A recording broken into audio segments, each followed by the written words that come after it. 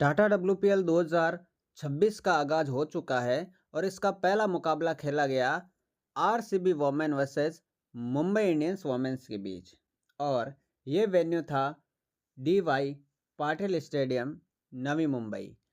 तो आरसीबी ने टॉस जीता और पहले गेंदबाजी करने का निर्णय लिया। इस प्रकार से सबसे पहले बैटिंग करने के लिए आई मुंबई इंडियंस वोमेन्स की टीम। पहला ओवर आरसीबी की तरफ से लेकर आई लॉरेन बेल और इस ओवर में अमेलिया कर सामने थी और वो कुछ भी खास नहीं कर पाई और लॉरेन बेल ने WPL 2026 का पहला मेडन ओवर डाल दिया। दूसरा ओवर एल स्मिथ ने शुरू किया। आते ही जी कमलिनी ने पहली बॉल पर चौका लगाया। कमलिनी ने इस ओवर में 2 चौके लगा दिए। तीसरा ओवर वापस एल बेल लेकर आई। फिर अमेलिया कर सामने आई। वो बार बार बड़े शॉट का प्रयास कर रही थी, लगातार खाली बॉलें निकल रही थी और प्रेशर वो अमेलिया कर पर था। 5वीं बॉल पर फाइनली अमेलिया कर का खाता खुला। 1 रन लेकर सामने वाले छोर पर चली गई। अंतिम बॉल पर कमलिनी ने खेली लेकिन कोई रन नहीं मिला। MI का स्कोर पहुंच चुका था 11 रन पर, कोई विकेट नहीं 3 ओवर के बाद में। चौथा ओवर लेकर आई अरुंधति रेड्डी। सामने थी फिर से अमेलिया कर। दूसरी बॉल पर कर ने शानदार शॉट लगाकर 2 रन ले लिए। अरुंधति रेड्डी ने इस ओवर में बहुत ही बढ़िया लाइन लेंथ के साथ बॉलिंग की और 4 ओवर के बाद MI का स्कोर पहुंच गया था 15 बिना किसी नुकसान पर। 5वां ओवर लेकर आई लॉरेन बेल और ये उनके स्पेल का तीसरा ओवर था। कमलिनी लगातार बड़े शॉट खेलने का प्रयास कर रही थी।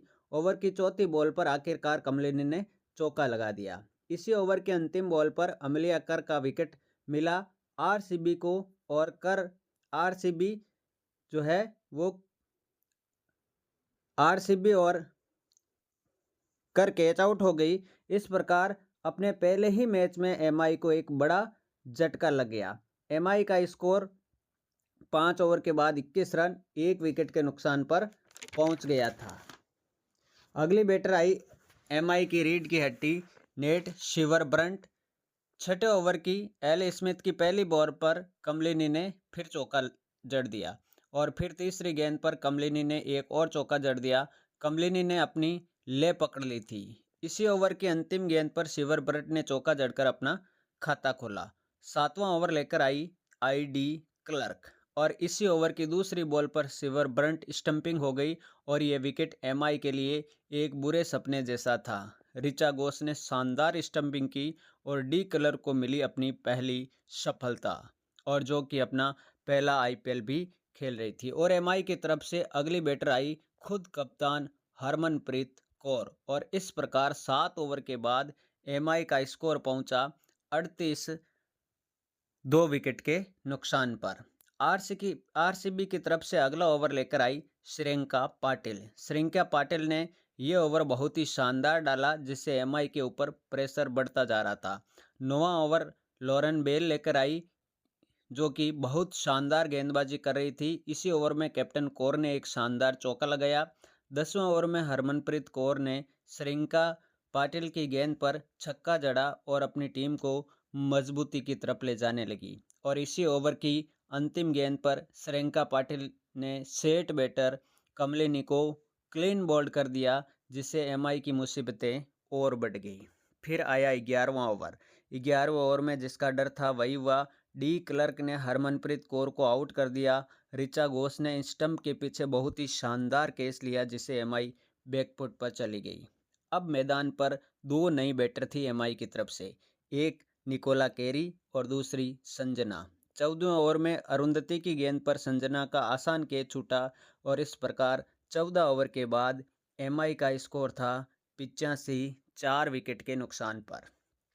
15वें ओवर में संजना व निकोला कैरी ने अपने हाथ खोले और रन गति को बढ़ाया। 16वें ओवर में संजना ने 2 चौके जड़कर अपनी टीम को तेजी से आगे ले जाने लगी। 19वें ओवर में निकोला कैरी व संजना ने चौके व छक्के जड़कर अपनी टीम को 150 पर पहुंचा दिया। 20वें ओवर की पहली बॉल पर डी क्लर्क को मिली उनकी तीसरी सफलता। संजना 45 रन बनाकर कैच आउट हो गई। अंतिम ओवर में डी क्लर्क ने निकोला कैरी को भी आउट कर दिया और इस प्रकार 20 ओवर में एमआई ने 154 रन बनाए। अब जो है ये रन आरसीबी को जो है बनाने हैं 155 रन। अब बारी है आरसीबी की। ओपनिंग पर आई ग्रेस हैरिस और कैप्टन स्मृति मंदाना। पहला ओवर लेकर आई एमआई की तरफ से नेट शिवर ब्रंट। पहली ही गेंद पर हैरिस ने चौका जड़ दिया। ग्रेस हैरिस एक बड़ा नाम। इसी ओवर में स्मृति मंदाना ने भी चौका जड़ दिया और अपनी टीम को बेहतरीन शुरुआत दिलाई। दूसरे ओवर में शबनम इस्माइल की गेंदबाजी पर स्मृति मंदाना और हैरिस ने एक एक चौका जड़ दिया। तीसरे ओवर की पहली गेंद पर निकोला कैरी को हैरिस ने छक्का लगा दिया। दूसरे छोर पर स्मृति चौके पर चौके लगा रही थी। बहुत ही शानदार शुरुआत मिल गई थी आरसीबी की ओपनर बैटर को। 3 ओवर के बाद आरसीबी का स्कोर 40 रन बिना किसी नुकसान पहुंच गया था। चौथा ओवर लेकर आई शबनम इस्माइल। लगातार 4 डॉट बॉल के बाद स्मृति ने बड़ा शॉट खेला और पूनम खेमनार को अपना कैच दे बैठी। एमआई के लिए बहुत ही कीमती विकेट था जो कि शबनम इस्माइल ने अपने दूसरे ओवर में दिलाया एमआई को। अगले ओवर में शिवर ब्रंट ने ग्रेस हैरिस को भी चलता किया और एमआई का मैच में पलड़ा अब भारी दिखने लगा था। अगली बैट्समैन आई ऋचा घोष और आते ही ऋचा ने अपने तेवर दिखाए और बाउंड्रीज लगाई, क्योंकि ऋचा घोष जानी जाती है अपने बड़े शॉट लगाने के लिए। 7वें ओवर में अमनजोत कौर ने हेमलता को एलबीडब्ल्यू आउट करके 7 रन पर चलता किया। फिर आया 8वां ओवर लेकर आई अमिलिया कर और अपनी पहली बॉल पर राधा यादव को क्लीन बोल्ड कर दिया। आरसीबी की टीम अब बैकफुट पर पहुंच गई थी। मुश्किलें लगातार बढ़ती जा रही थी क्योंकि एमआई ने भी बड़ा स्कोर नहीं बनाया। फिर भी आरसीबी के विकेट पर विकेट गिरे जा रहे थे। इसी ओवर की चौथी गेंद पर ऋचा घोष ने बड़ा शॉट खेला लेकिन बाउंड्री पर कैच आउट हो गई। यहां एमआई ने लगभग आधा मैच ही जीत लिया था। 9वें ओवर के बाद आरसीबी का स्कोर 72 रन 5 विकेट के नुकसान पर था।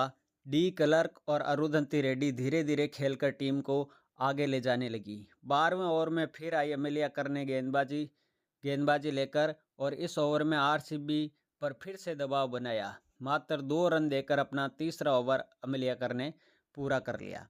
13वें ओवर में डी क्लर्क व अरुंधति रेड्डी ने फिर हाथ खोले लेकिन दबाव उनके ऊपर बढ़ता जा रहा था।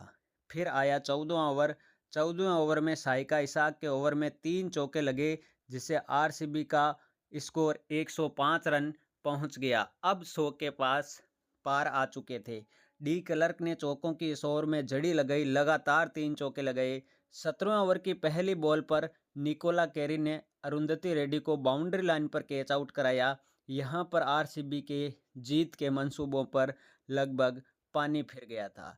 इसी ओवर की आखिरी गेंद पर कैरी ने श्रेयंका पाटिल को क्लीन बॉल करके एमआई की जीत को लगभग पक्का कर दिया, लेकिन कहानी में ट्विस्ट अभी बाकी था। इसी ओवर की आखिरी गेंद पर श्रेयंका पाटिल आउट हुई थी। 19वें ओवर में डी क्लर्क लगातार रन बनाकर जीत के करीब जाने की कोशिश कर रही थी। वो एक अकेली शेरनी जो कि लड़ी जा रही थी आरसीबी की जीत के लिए। अब अंतिम ओवर में आरसीबी को चाहिए थे कुल मिलाकर के 18 रन। बहुत होते हैं 18 रन वुमेन्स लीग में। अंतिम ओवर लेकर आई नेट शिवर ब्रंट।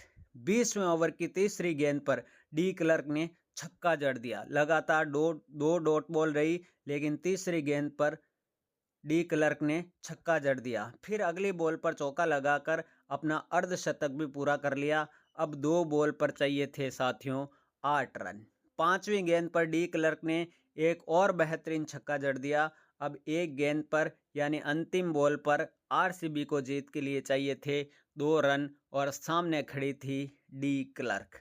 अंतिम गेंद पर चौका लगाकर आरसीबी ने अपना पहला मैच जीत लिया। डी क्लर्क ने अविश्वसनीय पारी खेली। उन्होंने 63 रन बनाए और मैच को जितवा दिया और उन्होंने जो है वो गेंदबाजी में भी 4 विकेट लिए थे।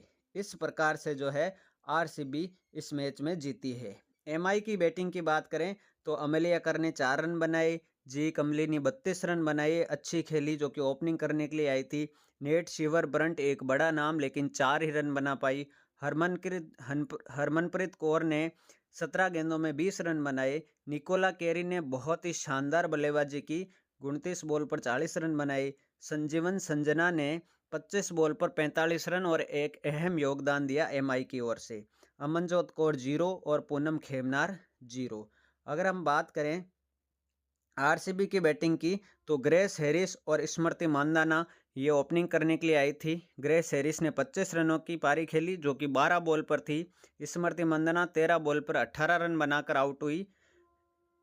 हेमलता की बात करें तो 12 बॉल पर 7 रन बनाए। ऋचा घोष ने 6 बॉल पर 6 रन बनाए। राधा यादव ने 2 बॉल पर 1 रन बनाया। एन डी क्लर्क, जो कि मैच को जिताकर लेकर गई थी, 44 बॉल पर 63 रनों की पारी खेली। अरुंधति रेड्डी ने इनका साथ निभाया, 25 बॉल पर 20 रन बनाए। श्रेयंका पाटिल 1 रन और प्रेमा रावत 8 रन। यदि मैं बात करूं एमआई की बॉलिंग की तरफ से, तो 2-2 विकेट मिले थे निकोला कैरी और अमली अकर को, और 1-1 विकेट मिले थे नेट शिवर ब्रंट, शबनम इस्माइल और अमनजोत कौर को। हम बात करें यदि आरसीबी की बॉलिंग की, तो सबसे बेहतरीन बॉलिंग की एन डी क्लर्क ने, जिन्होंने 4 ओवर किए और 26 रन देकर के 4 विकेट भी लिए। और एल बेल ने बहुत ही शानदार शुरुआत की, उनको भी 1 विकेट मिला। साथ ही श्रेयंका पाटिल को भी 1 विकेट मिला। तो साथियों, ये था मैच का पूरा हाईलाइट। और आरसीबी ने जो है टाटा डब्ल्यूपीएल 2026 का पहला मुकाबला जीत लिया है, और मुंबई इस मैच को जीत चुकी थी। मुंबई ने जीता हुआ मैच हारा है।